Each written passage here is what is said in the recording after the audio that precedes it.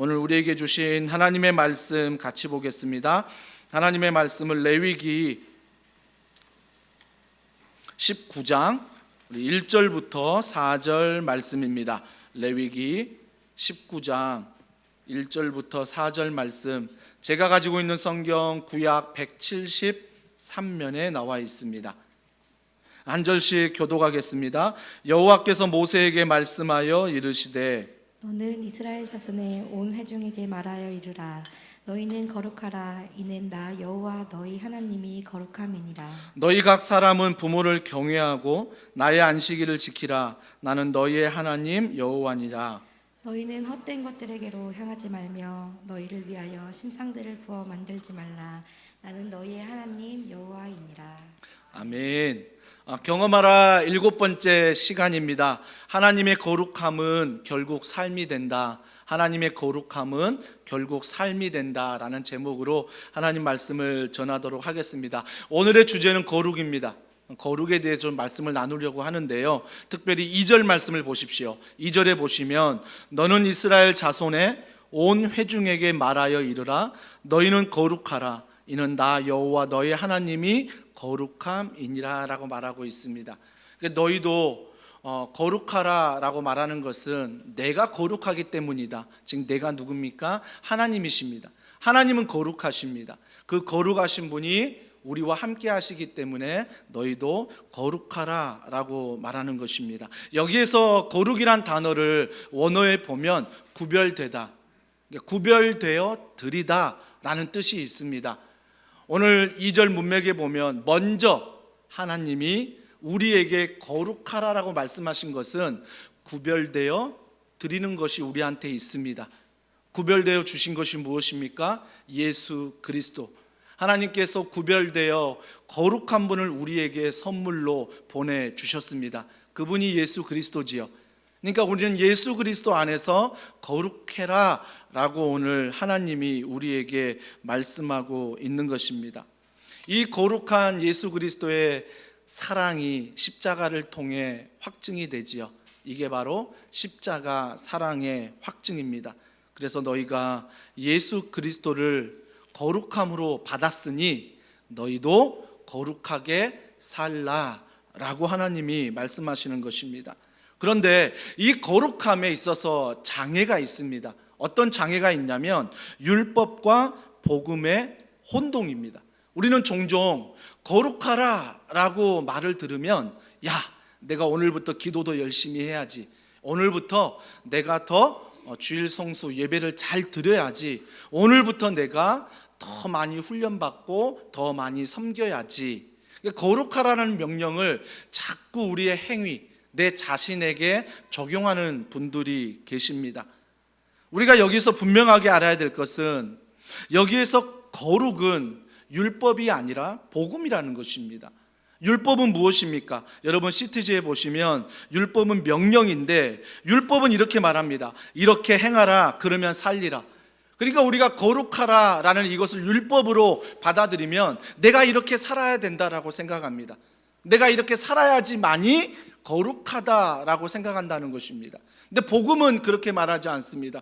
복음은 거룩하라 라는 명령 앞에 약속으로 말합니다. 내가 너를 위해서 다 했다. 그러니까 이것을 행하고 살라. 내가 너를 위하여 다 했다. 그러니 너는 나를 믿고 의지하고 살아가라. 이것이 복음이 말하는 거룩함이라는 것입니다. 또 율법은 거룩을 이렇게 말합니다. 모든 것이 내게 달려있대요. 너가 열심히 해야 되고, 너가 최선을 다해야 되고, 너가 노력해야 되고. 율법은 뭐예요? 나 자신에 대해서, 행위에 대해서 얘기합니다. 근데 거룩하라 복음은 그렇게 말하지 않습니다. 모든 것이 예수님께 달려있습니다. 예수님이 거룩하신 것처럼, 그분을 하나님이 우리에게 선물로 주신 것처럼, 우리가 거룩해진 것처럼 그분을 의지함으로, 그분을 바라봄으로 우리의 거룩의 모든 것은 달려있다라고 복음은 이야기하고 있습니다. 이 거룩에 대해서 율법은 또 말합니다. 명령합니다. 이건 너희가 반드시 행해야 돼. 그러니까 자꾸 율법으로 거룩하라를 받아들이면 서두에 말했듯이 주일 성수, 그 다음에 내가 헌신하는 것, 내가 기도하는 것, 내가 찬양하는 것, 내가 예배하는 태도, 주로 내 모든 행동과 내 모든 행위에 있어서 내가 집중한다라는 것입니다. 하지만 거룩하라 이 복음은 약속입니다. 명령이 아니에요. 어떤 약속입니까? 우리가 믿어야 될 내용입니다. 내용에 대해서 약속하신 것입니다. 그러면 그 내용이 무엇입니까? 그 내용은 율법의 완성에 대해서 이야기합니다. 자, 마태복음 5장 17절 다 같이 읽습니다. 내가 율법이나 선지자를 폐하려 온 줄로 생각하지 말라. 폐하려 온 것이 아니요 완전하게 하려 함이라. 여러분, 절대 율법은 나쁜 것이 아닙니다. 어떤 분들은 오해합니다. 목사님이 율법으로 살지 말고 복음으로 살래, 그래서 율법은 나쁜 거고 복음은 좋은 거야 라고 오해할 수 있습니다. 율법은 절대 나쁜 게 아닙니다. 율법이 하나님의 말씀이었습니다. 그러면 하나님이 율법을 통해 우리에게 말씀하시는데 그걸 통해 얻고자 하는 것은 무엇입니까? 몇 가지가 있지요. 율법을 통해 죄를 깨닫길 원하십니다. 그 율법 말씀을 통해 내가 죄를 지었구나. 그러면서 이 죄를 깨닫게 하시려고 율법을 주신 거지요. 또 한 가지 뭐가 있을까요? 율법 말씀을 보니까 이건 하지 말라라고 말했으니 내가 하지 않는 것입니다. 그 말씀대로 순종하는 거지요. 그런 목적으로 율법을 주셨습니다. 가상의 인물을 만들어 보겠습니다. 더원사랑의 교회 안에 A 집사님이 있고 B 집사님이 있습니다. 가상의 인물입니다. A 집사님은요, 굉장한 완벽주의자입니다. 그리고 의지도 강합니다. 진취적입니다. 일을 한번 맡기면요, A부터 Z까지 누가 손대지 않아도 아주 완벽하게 그 일을 해내시는 분입니다. 기도도 열심히 하시고요, 찬양도 열심히 하시고, 훈련도 열심히 하시고, 교회 섬김도 굉장한 열심으로 함께 하십니다. 제자반도 하면 그냥 하는 게 아니라 아주 퍼펙트하게, 졸업을 하는데 아주 우수한 성적으로 졸업할 만큼 열심히 훈련을 받으십니다. 그런데 모든 것들이 의지 가운데 열심히 하는데 마음에 기쁨이 없습니다. 이 모든 것을 의무로 하는 것입니다. 의무로 예배를 드리고 의무로 헌신을 하고 의무를 다해서 내가 살아가는 것입니다. 그러니까 마음에 기쁨이 없는 거죠. 또 다른 집사님이 계십니다. B집사님이 계시는데 B집사님의 문제는 뭐냐면 의지가 없습니다. 의지가 약합니다. 그러니까 무언가 제자 훈련을 신청해도 훈련을 끝까지 감당하지 못합니다. 과제물도 잘 감당하지 못하고요, 교회 헌신도 맡았지만 잘 감당하지 못합니다. 때로는 쓰러지고 때로는 넘어집니다. 하지만 이분에게 있어서 장점은 뭐냐면 청년 시절에 하나님을 인격적으로 만났습니다. 청년 시절에 하나님을 인격적으로 만나니 그가 넘어지고 실수하고 약할 때마다 하나님을 의지합니다. 하나님, 제가 이렇게 약합니다. 저 좀 도와주세요. 하나님, 제가 이렇게 부족합니다. 저 좀 도와주세요. 늘 하나님을 의지하고 있습니다. 저는 A 집사님의 의지가 나쁘다고 말하지 않습니다. 사람에게 의지를 주신 분도 하나님이십니다. 하지만 중요한 건 무엇이냐면 A 집사님처럼 우리가 거룩하라 명령 앞에 율법으로 반응하면 내 신앙생활이 롤러코스터와 같습니다. 어떨 때는 높은 곳에서 성령 충만해서 막 천국이 당장 임할 것 같고, 내가 교회 모든 일을 다 하니까 막 너무나 기쁘고 너무나 헌신되고 그래서 천국을 걷는 그 느낌이라면 어느 순간 문제에 부딪히고 어느 순간 실수하고 연약함이 드러나면 저 바닥으로 떨어져 버립니다. 그래서 그 모든 구원의 조건이 뭐예요? 내 행위예요. 내 의지예요. 그러니까 A 집사님이 착각하는 게 무엇입니까? 구원은 은혜인데 자꾸 구원을 의지로 착각합니다. 구원을 행위로 착각한다라는 것입니다. 사랑하는 성도 여러분, 여러분에게 만약에 A 집사님, B 집사님을 판단해 보라고 한다면 어느 집사님에게 점수를 주겠습니까? 아마 우리가 A 집사님이 B 집사님이 뭔가 점수를 준다면 우리 판단의 기준이 문제인 것입니다.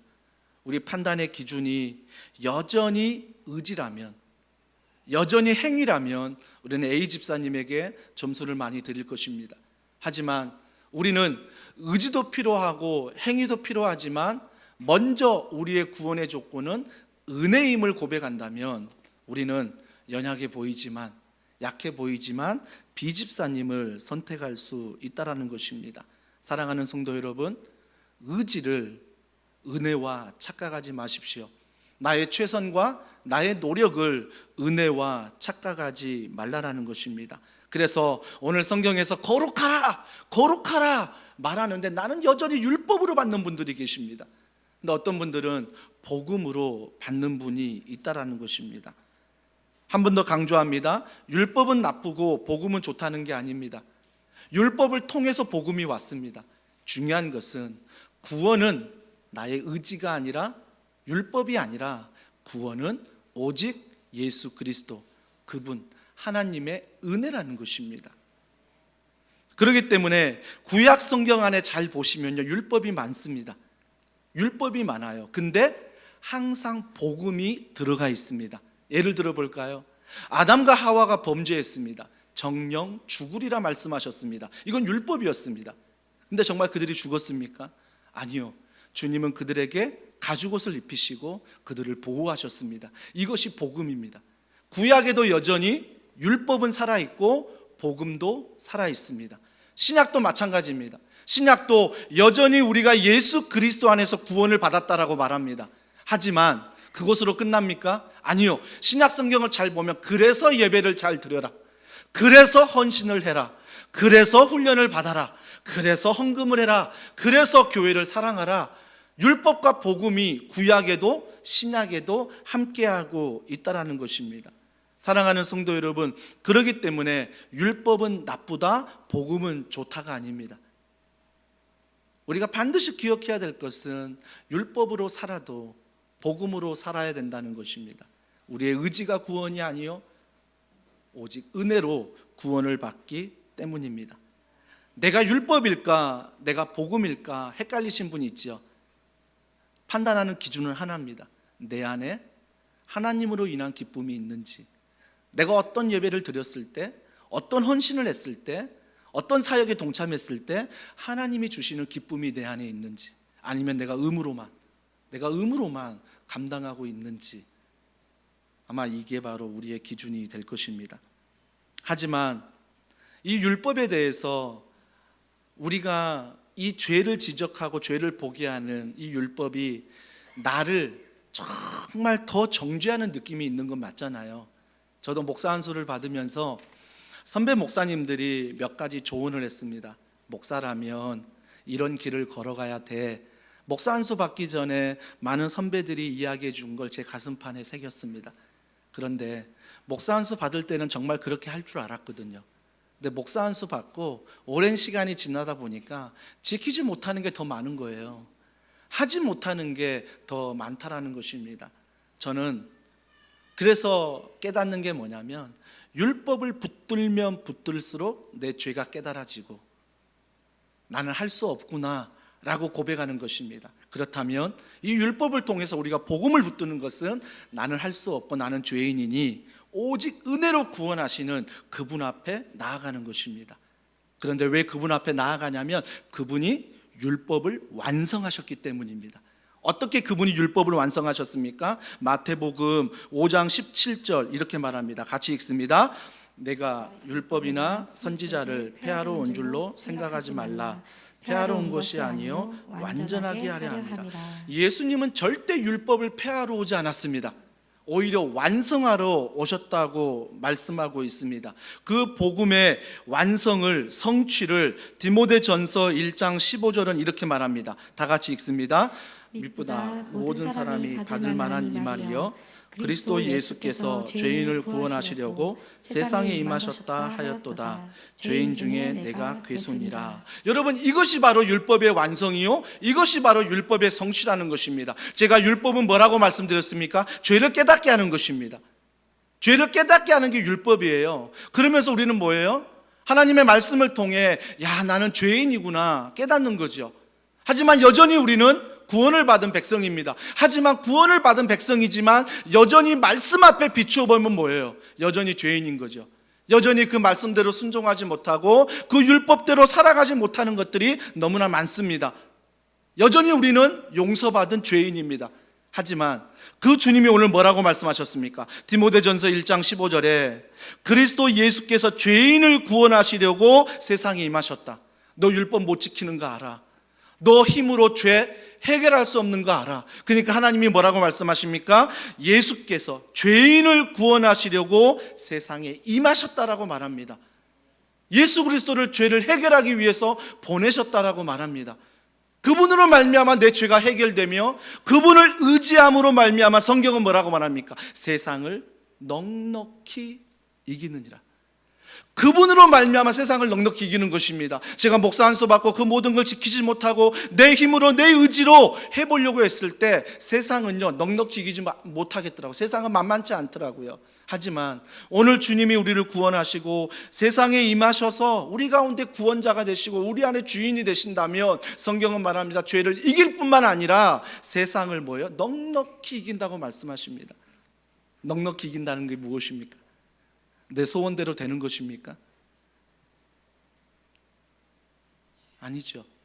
넉넉히 이긴다는 것은 여전히 구원의 감격이 있고 기쁨이 있지만 고난을 만나고 아픔을 당합니다. 눈물이 있습니다. 넉넉히 이긴다는 것은 그걸로 인해 좌절하지 않는다는 것입니다. 그걸로 인해 넘어지지 않는다는 것입니다. 내가 이 고난 때문에 내가 하나님의 구원의 기쁨을 빼앗기지 않는다는 것, 이것이 바로 세상을 넉넉히 이긴다는 것입니다. 그래서 성경은 뭐라고 말합니까? 저 사람은 세상이 감당할 수 없는 사람이다. 세상이 감당할 수 없는 사람이 높은 위치에 있고 많은 물질과 부를 가지고 있고 건강을 가지고 있고 많은 걸 누리기 때문에 못 건드는 게 아니라 저 사람은 고난 앞에서도 저 사람은 축복 앞에서도 이 구원의 기쁨이 의무가 아니라 은혜임을 아는 거지요. 그러니까 세상이 감당할 수 없는 사람이라고 성경은 이야기하고 있습니다. 그러면서도 구원을 알고 은혜를 아는데 오늘 사도 바울의 고백 중요한 게 뭐죠? 죄인 중에 내가 괴순이라. 여러분 이게 거룩한 삶이에요. 내가 구원받았으니 모든 게 끝났다가 아니에요. 내가 오늘도 하나님의 은혜로 구원받았으니 끝났다가 아니라 여전히 나는 그 구원 속에 살아가지만 사도 바울이 뭐라고 고백해요? 죄인 중에 괴순이라. 나는 여전히 구원받은 성도지만 죄인 중에 괴순이라. 여전히 구원받은 목사지만 나는 죄인 중에 괴순이라. 그렇기 때문에 예수님이 필요한 거예요. 그렇기 때문에 예수님을 의지하게 되는 거고요. 이것이 바로 도저히 내 힘으로 그 율법을 지킬 수 없는 자들에게 주시는 하나님의 은혜라는 것입니다. 그렇다면 이런 은혜를 가지고 구원을 가지고 고난 앞에서 기쁨 앞에서 살아가는 우리들, 때로는 죄인 중에 괴수일 수밖에 없는 연약한 나, 어떤 열매를 맺어야 될까요? 그 열매에 대해서 이렇게 말합니다. 갈라디아서 5장 13절입니다. 다 같이 읽습니다. 형제들아 너희가 자유를 위하여 부르심을 입었으나 그러나 그 자유로 육체의 기회를 삼지 말고 오직 사랑으로 서로 종노릇하라. 이해를 했어요. 나는 구원받은 백성이구나. 나는 율법으로 도저히 죄를 이길 수 없는 사람이었는데 하나님께서 예수 그리스도를 통해서 율법의 모든 죄를 십자가를 통해 용서하시고 그분을 믿음으로 구원을 받게 하는 것, 이것들을 내가 알았어요. 그러면 이 거룩함을 알았는데 실제적으로 이 거룩함이 우리 삶에 어떻게 나타나야 되는지에 대해서 말씀하고 있습니다. 갈라디아서 5장 13절 읽었죠. 거기서 뭐라고 말합니까? 육체의 기회를 삼지 말래요. 육체의 기회를 삼지 말랍니다. 어떤 이단에서는 예수님 믿습니까? 이제부터는 자유롭게 사십시오. 예수님 믿음으로 나는 구원받은 백성이니까 자유롭게 살래요. 그러니까 어때요? 죄를 지어도 괜찮은 거죠. 예수 믿으니까 괜찮다는 거죠. 근데 성경은 그렇게 말하지 않습니다. 구원받은 백성으로 감사함으로 살아가지만 우리는 뭐예요? 죄인 중에 여전히 괴수예요. 그러니까 뭐예요? 오늘 말씀에 오직 사랑으로 서로 종노릇해야 되는 거예요. 그 구원의 기쁨을 알고 감격을 알고 내가 죄인임을 알고 서로 사랑으로 종노릇해야 한다라고 성경은 이야기합니다. 제가 오래전에 주일날 설교 때 한번 말씀을 드린 예화입니다. 생각나시는 분도 계실 거예요. 어느 한 교회 집사님 마켓을 신방 갔는데 제가 예배를 드렸습니다. 예배를 드린 다음에 그분이 최근에 겪은 일들을 이렇게 말씀해 주셨습니다. 목사님, 제가 최근에 가슴 아픈 일을 겪었습니다. 그건 뭐냐면 마켓을 운영하는데 자꾸 아이들이 찾아와서 물건을 훔치더래요. 물건을 훔치더래요. 그러니까 처음에는 조그만 물건을 훔쳐서 그냥 내 자식 같아서 그냥 이해해 줬는데 점점 그 녀석들이 큰 것들을 아주 담대하게 훔치더라는 것입니다. 그래서 도저히 안 되겠다라고 생각을 하고 잡아다가 두 아이를 야단칩니다. 무릎을 꿇리고 손을 들고 그 다음에 너희들 잘못이 무엇인지 아니라고 야단을 치십니다. 그리고 부모님께 전화했습니다. 부모님이 시간이 지나 도착하신 거예요. 한 부모님 도착하자마자 그 마켓 사장님에게 삿대질하며 욕합니다. 네가 뭔데? 네가 뭔데 내 귀한 아들 무릎을 꿇게 만들고 손을 들게 만드니? 네가 뭔데? 얼마나 큰 잘못을 했길래 네가 뭔데 내 아들을 이렇게 대하냐며 화를 내십니다. 또 한 부모님이 도착하셨습니다. 그 부모님이 자초지종을 듣고 바로 무릎을 꿇고 그 아이와 함께 벌을 받습니다. 근데 그 집사님, 사장님이 그 이야기를 들으면서 마음 아팠던 건 무엇이냐면 화를 내신 분은 교회를 다니는 권사님이고 화를 내지 않고 그 옆에서 함께 벌을 받는 분은 불교를 믿는 신자였다는 것입니다. 그러면서 마음 한가운데 너무 무겁더래요. 우리가 너무 죄를 가볍게 여기는 거 아닌가? 우리가 너무 하나님을 가볍게 여기는 거 아닌가? 우리가 이런 행동으로 살아간다면요, 정말 우리가 구원을 소중히 여기는데 그 구원은요, 세상 사람들에게 어떻게 비춰지는지 아세요? 값싼 은혜로 비춰져요. 그러니까 세상 사람들이 뭐라고 말해요? 너희들이 말하는 구원, 너희들이 말하는 복음, 너희들이 말하는 하나님, 나의 행동과 삶을 보고 너무나 가볍게 여긴다는 것입니다. 그러나 결코 우리가 알듯이 하나님의 구원은 가볍지 않습니다. 그분이 인간의 몸을 입고 이 땅에 오셨습니다. 십자가에 달려 온갖 고난을 당하시고 죽으셨습니다. 부활하시어 지금도 성령 하나님 안에서 우리와 동행하십니다. 결코 구원은 가볍지 않습니다. 결코 하나님은 가볍지 않는 분이십니다. 근데 우리는 이 거룩함이 그냥 성경책 가슴에 끼고 다니는 게 거룩하다고 생각을 하고, 그 거룩함이 주일날 교회 오고 주일날 헌신하고 주일날 기도하고 주일날 찬양하는 것, 이것이 거룩의 전부라고 생각하니 주중에 나를 만나는 모든 사람들이 그 거룩에 대해서 가볍게 여긴다라는 것입니다. 사랑하는 성도 여러분, 그래서 우리는 서로가 이 구원의 감격에 있어서, 오직 은혜로 구원받음에 이 은혜에 있어서 우리는 육체의 기회로 삼지 마십시오. 그리고 서로 사랑으로 종노릇 해야 됩니다. 그러면 구체적인 게 나왔습니다. 거룩하게 살라는 것은 사랑으로 서로 종노릇하는 게 거룩하게 사는 것이구나. 그렇다면 성경에서 가장 이 서로 사랑으로 종노릇하는 거룩하게 사는 인물이 하나 있습니다. 그 인물은 바로 이웃사랑을 보여준 백부장입니다. 이 백부장은 군인입니다. 자기 휘하에 100명의 군인들을 이끄는 사람입니다. 자기 휘하에 100명이 죽으라면 죽고 하라면 하는 대로 움직이는 100명의 부하들이 있는 사람이 백부장입니다. 이 백부장의 신분은 로마 사람입니다. 로마 사람인데 그가 지금 어디에 있냐면 유대에 있습니다. 왜 유대에 있냐면 유대 땅이 로마의 식민지이기 때문입니다. 그래서 로마의 백부장이 식민지로 삼은 유대, 그 땅에 들어가 유대 사람들을 포로로 삼고 있었습니다. 포로로 삼고 있는데 자기의 종이 병에 걸립니다. 그러자 자기의 종이 병이 걸려서 유대인들, 포로로 데리고 있는 유대인들 장로들에게 예수님에게 가셔서 좀 내 하인을 낫게 해달라고 부탁을 좀 했습니다. 그래서 포로로 있는 유대인들이 로마의 군인의 명령을 받아 예수님을 찾아갑니다. 예수님께 이렇게 말합니다. 누가복음 7장 4절과 5절입니다. 같이 읽습니다.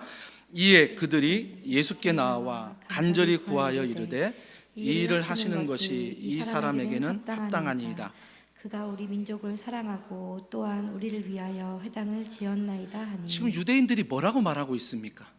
자기를 포로로 잡고 있는 로마 군인입니다. 식민지입니다. 그런데 그 유대인들이 지금 뭐라고 말하냐면 예수님께 이렇게 말합니다. 간절히 구하여 이르되. 여러분, 간절히 구한다는 건 무엇입니까? 진심이라는 것입니다.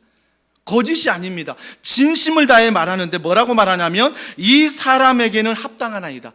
그 사람 백부장이 구하는 것 합당한 것이다라고 포로로 있는 유대인들이 말하고 있는 것입니다. 예수님께 합당합니다. 왜? 그 뒤에 말합니다. 그가 우리 민족을 사랑하고 또한 우리를 위하여 회당을 지었나이다. 그가 포로지만 우리를 사랑했다는 것입니다.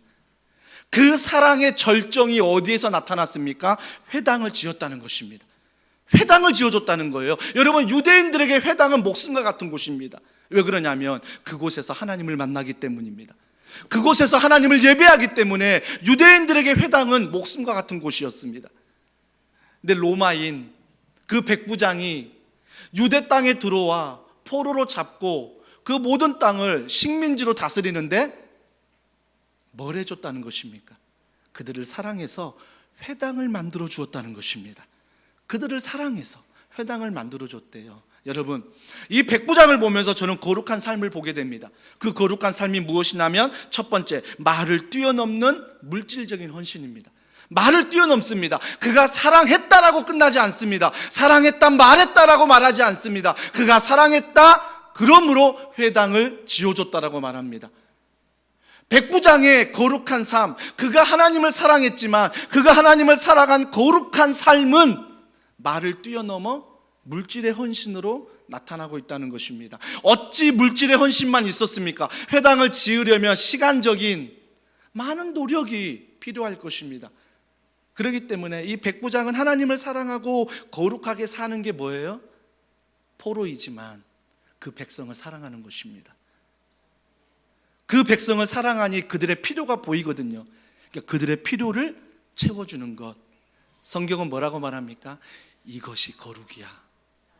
이것이 거룩이다라고 성경은 말하고 있는 것입니다. 또 한 가지, 이 백부장을 통해서 거룩한 삶을 보게 되는 것은 마태복음 8장 5절과 6절입니다. 같이 읽습니다. 예수께서 가버나움에 들어가시니 한 백부장이 나와 간구하여 이르되 주여 내 하인이 중풍병으로 집에 누워 몹시 괴로워하나이다. 예수님이 오십니다. 예수님에게 뭐라고 말씀하십니까? 간구하여 이르되. 여러분, 간구한다는 게 뭔지 아십니까?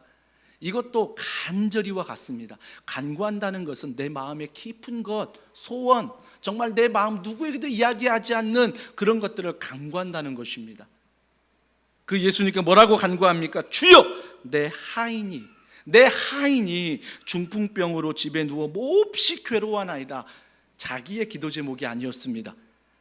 자신의 기도 제목이 먼저가 아닙니다. 나의 필요가 먼저가 아니라 거룩한 구원받은 하나님의 백성이 거룩하게 사는 것은 그 사람들의 필요를 보는 것입니다. 그 사람들의 아픔을 보는 것입니다. 그러면서 뭐라고 말합니까? 내 하인이라고 말합니다. 누가복음 7장 2절에 동일한 본문인데요, 이렇게 말합니다. 어떤 백부장의 사랑하는 종이 병들어 죽게 되었더니, 사랑하는 종이라고 말합니다. 여러분, 이 종이라는 단어가 많은 뜻이 있지만 헬라어 원어에 보면 어떤 뜻이 있냐면 아이가, 자녀가 라는 뜻이 있습니다. 그러면 이 백부장이 포로로 있는 자기의 종이었습니다. 하인이었습니다. 그 당시 종은요, 개처럼 취급받았습니다. 개처럼 취급받는 종과 하인이었는데 그 백부장이 지금 예수님을 찾아와 뭐라고 말한다고요? 내 아이가, 내 자녀가 몹시 괴로워하고 아파하고 있다는 거예요. 여러분, 이것이 바로 구원받은 거룩하게 살라는 은혜를 입은 사람의 거룩한 삶입니다. 생명을 사랑하는 인격, 생명을 사랑하는 인격. 감사하게도 교회 개척하면서 1년 만에 다음 세대 아이들이 굉장히 부흥을 했습니다. 그래서 이 공간 안에서 다음 세대 아이들이 데크에 뛰어다니고 저 건너편의 공간만 아니라 본당에까지 올라와가지고 강단에 막 뛰어다니면서 드럼 모든 것들을 만지며 거의 뭐 6.25 전쟁과 같은 그런 일들이 교회 1년 만에 많은 일들이 있었습니다. 그런 일을 겪으면서 한 제자반을 받는 집사님이 저에게 한 말이 6년이 지났는데 지금도 남아 있습니다. 그 집사님이 이런 말을 합니다. 목사님, 저는 교회에 왔는데 약하다고, 모른다고, 말하지 못하다고 자기 마음대로, 자기 기분대로 행동하는 사람들을 제일 보기 싫다라는 거예요. 그 집사님의 마음에 뭐가 느껴졌냐면 아이들이 어리다고, 어른들이 함부로 말하고, 아이들이 모른다고, 야, 너 저 뒤로 가, 내가 먼저, 이런 모습을 함부로 행하고, 아이들이 어리다고 힘없다고 내가 힘이 있다고 함부로 아이들을 무시하고 한다라는 것, 그거 하지 않았으면 좋겠습니다 라고 저에게 이야기를 하더라고요. 그러면서 제 마음의 울림이, 저희가 개척 때부터 다음 세대를 세우는 교회로서 교회 공간을 마련할 때 본당만, 작년이 예배드리는 공간만 신경 쓰지 않았습니다. 40평이 넘는 저 건너편의 공간을 다음 세대 공간으로 두고 개척을 했습니다. 그리고 가장 좋은 투자는, 그때는 시설은 돈이 부족하니 사람을 투자한다는 생각으로 교역자를 세웠습니다. 그래서 교역자분들이 다음 세대 아무도 없는 부서도 있지만 교역자가 세워져 지금까지 우리 교회가 오고 있습니다. 사랑하는 성도 여러분, 우리의 거룩한 삶이 만약에 백부장에 비교한다면 나는 어떻습니까? 정말 우리가 힘없는 자들에게, 약한 자들에게, 교회뿐만 아니라 여러분 직장에 누군가 생각이 나시지요? 여러분 가정의 자녀 중에 누군가 생각이 나지 않으십니까? 여러분 이웃 중에 혹시 누군가 생각이 나지 않으십니까? 주님은 그런 생각나는 우리에게 말씀하십니다. 현철아, 거룩하게 살아라. 거룩하게 살아라. 저는 율법으로 받으면 성경책 끼고 주일마다, 수요일마다, 새벽마다 교회 열심히 나오고 헌신하고 헌금 잘 드리고 열심히 섬기는 것, 아, 이게 거룩하게 사는 것이지 라고 율법이라면 착각할 뻔했습니다. 하지만 오늘 레위기 19장을 보면서, 맞아, 하나님이 거룩하게 살라라는 것은 율법이 아니라 내가 그렇게 살지 못하지만 그분을 의지하여 오늘 3절부터 19장 전체 뒤에 나오는 그 내용의 3대로 살라라는 거지. 하나님이 거룩하게 살라라고 말한 다음에 2절에서 끝나지 않습니다. 3절은 뭐라고 말합니까? 부모를 경외해라, 부모를 공경하라 라고 말하고 있습니다. 근데 그것만 말합니까? 아니요, 뒤에 수없이 말씀하십니다. 10절에 거류민을 위하여 두라. 거류민은 나그네죠, 이방인이죠. 그들을 위하여 먹을 것을 남겨두라는 것입니다. 13절에 억압하지 마라, 착취하지 마라, 또한 품꾼의 삭을 내게 두지 마라. 이건 뭐냐면 품꾼에게 삭을 줄 때 줘야지 내가 가지고 있지 말라라는 것입니다. 14절에 장애인을 저주하지 마라. 15절에 불의한 재판하지 말라. 무조건 가난하다고 편들지 말고 무조건 부자라고 편들지 마라. 16절에 이웃의 피를 흘리지 말고 이익을 도모하지 마라. 17절에 내 형제를 마음으로 미워하지 마라. 19절에 규례를 지키라. 이것이 바로 거룩하다, 이것이 바로 거룩이다 라고 성경은 이야기하고 있다는 것입니다. 사랑하는 성도 여러분, 오늘 본문에 주님이 거룩하라고 말씀하시는데 그 거룩이 뜬구름 잡듯 율법적으로 우리가 살아가는 행동이 아님을 분명히 기억하십시오. 그 거룩은 내가 죄인임을 알고, 죄인임에도 불구하고 나를 구원하신 십자가의 은혜를 알고 그걸 의지하며 바라보며 부모를 공경하고 어려운 이웃을 인격적으로 대하고 내 시간을 드리고 내 물질을 드리고 내 삶을 드려 그들 안에 하나님의 거룩함을 드러내는 것, 이것이 바로 오늘 레위기 19장을 통해서 하나님이 우리에게 거룩하라 말씀하신 명령이라는 것입니다. 주중에 한 가지 영상을 보았습니다. 하나의 영상이 마음에 참 울림으로서 남았는데요, 그 영상이 뭐냐면 치매 걸린 아버지입니다. 치매 초기예요. 치매 초기에 걸린 아버지와 아들, 어머니의 이야기입니다. 영상은 이렇게 시작합니다. 치매 초기인 아버님이 집안에서 창문을 열고 나무를 바라봅니다. 그러면서 새가 있는 거예요. 아들에게 물어봅니다. 아들아, 저 새 이름이 뭐니? 라고 물어보십니다. 아들이 대답합니다. 아버지, 까치예요. 얼마 시간이 지났습니다. 또 아버지가 물어봅니다. 아들아, 저 새 이름이 뭐니? 아들이 또 대답합니다. 까치예요. 그런데 이 질문이 하루에도 수십 번인 거예요. 아버지 또 묻습니다. 아들아, 저 새 이름이 뭐니? 아들이 화가 납니다. 아버지, 좀 기억 좀 똑바로 하세요. 아버지, 제가 적어드릴게요. 아버지, 이제 그만 질문 좀 하세요. 까치예요, 까치. 그러면서 화를 냅니다. 그 광경을 본 어머니가 아들에게 다가옵니다. 사랑하는 아들아, 너는 어렸을 때 저 새를 보면서 지금 연약해진 아버지께 100번도 넘게 더 물어봤단다.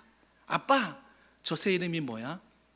아빠는 100번도 더 물어보는 너에게 한 번도 화내지 않으시고 머리를 쓰다듬으시면서 까칠한다, 까칠한다 라고 하면서 아버지는 그 아들에게 계속해서 말을 가르쳐 주셨다는 것입니다. 그러면서 어머니가 말합니다. 그래서 너가 말을 배우게 된 거야. 그래서 말을 배우게 된 거야. 저는 이 영상을 보면서 생각이 하나 났습니다. 거룩하게 살라. 하나님이 말씀하시는 것이 과연 율법으로만 주일 성수 잘해라, 예배 잘 드려라, 설교 잘해라, 착하게 살아라, 기도 열심히 해라, 찬양 열심히 해라, 교회 헌금 많이 해라, 과연 이것이 거룩일까? 물론 제가 그런 의지가 나쁘다는 건 아닙니다. 하지만 정말 주님이 오늘 말씀하신 거룩하게 살라라는 것은 3절에 부모를 공경해라, 부모를 경외해라, 그리고 연약한 자, 부족한 자, 실수한 자, 실패한 자들에게 우리가 힘이 되어주고 물질을, 우리가 가지고 있는 것들 많고 적음이 아니라 흘려보낼 수 있다면 흘려보내는 것, 이것이 바로 거룩이다 라고 주님이 말씀하고 있는 것입니다. 저는 바라옵기는 우리 더원사랑의 교회 모든 성도들이 뭐가 있어서가 아니라, 뭐가 남아서가 아니라 오늘도 내가 하나님의 거룩한 백성임을 알고 그 거룩한 백성 앞에서 거룩한 성도의 삶을 이번 한 주간 나타내기를 원합니다. 그렇다면 하나님의 거룩함은 뭐예요? 결국 우리의 삶이 되는 것입니다. 저는 이런 놀라운 축복이 이번 한 주간 우리를 통해, 교회를 통해 드러나기를, 또 흘러가기를 다시 한번 주님의 이름으로 소망합니다. 오늘 말씀을 기억하면서 우리 함께 찬양하기를 원합니다. 우리 찬양할 때 거룩하신 하나님 주께 감사드리세, 날 위해 이 땅에 오신 독생자 예수, 내가 그분을 믿지만 내가 그 모든 율법을 다 지킬 수 없는 걸 알기에 그분이 인간의 몸을 입고 이 땅에 오셨습니다. 그리고 그분이 십자가의 죽음으로 모든 율법을 완성하셨습니다. 우리가 그 은혜를 기억하며 우리 이 찬양 주님 앞에 올려드립니다.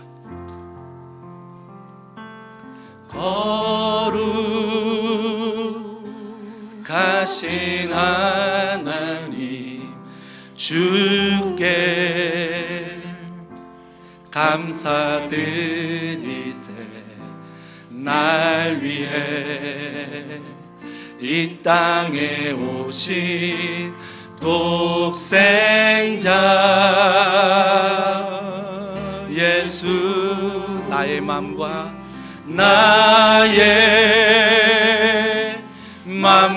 뜻 다해 주를 사랑합니다.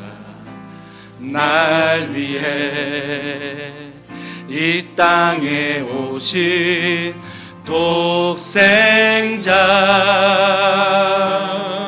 예수, 내가 약할 때 강함 주고 가난할 때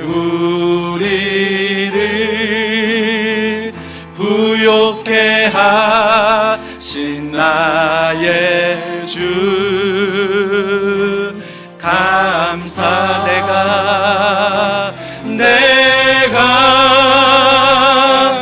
약할 때 강함 주고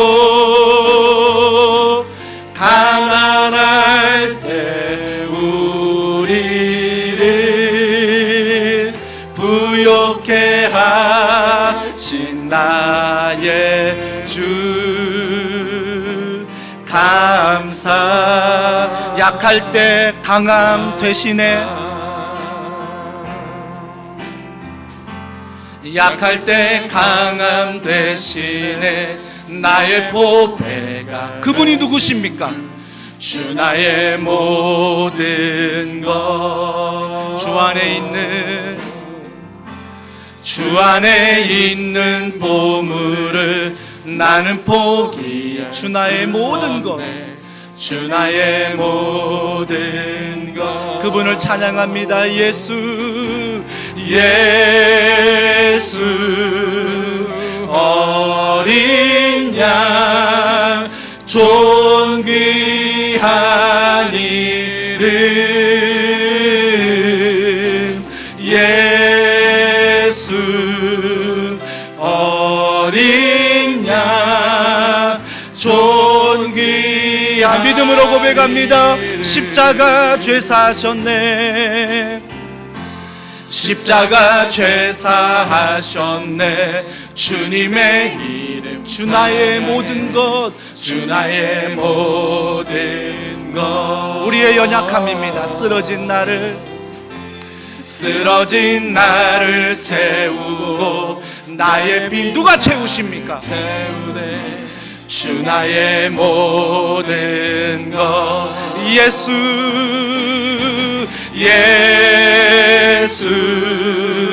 어린 양 존귀한 이름. 예수 어린 양 존귀한 이름. 우리 이 시간에 기도할 때 하나님은 우리에게 거룩하라고 말씀하십니다. 이 거룩함은 율법이 아닌 걸 기억하십시오. 우리에게 거룩하라고 말하는 것은 이미 우리에게 구별되고 거룩한 분을 주셨습니다. 그분은 바로 예수 그리스도. 그분을 믿음으로 우리는 거룩해진 것입니다. 그분을 의지함으로 우리는 거룩해진 것입니다. 그러므로 오늘부터 이 거룩한 삶을 살아가십시오. 그분을 의지함으로, 부모를 공경함으로, 이웃을 사랑함으로, 자녀를 사랑함으로, 약할 때 강함 되시는 주님의 은혜로 살아가기를 소원합니다. 주여, 이번 한 주간 거룩한 삶을 살게 도와주시옵소서. 우리 간절한 마음으로 기도하겠습니다.